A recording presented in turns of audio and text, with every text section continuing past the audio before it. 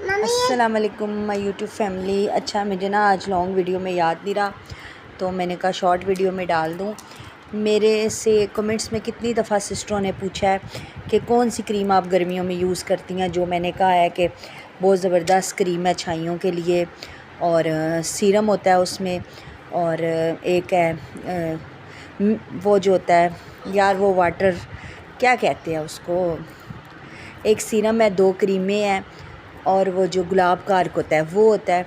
तो वो विकी वालों की क्रीम है। प्लीज़ सिस्टर, मैंने आपको कमेंट्स 3 कमेंट्स आया, तीनों के नीचे मैंने जवाब दिया, लेकिन आपका फिर कमेंट्स ये था कि मैं जवाब नहीं दे रही क्रीम के बारे में, क्योंकि मुझे याद नहीं रहता बताना आपको।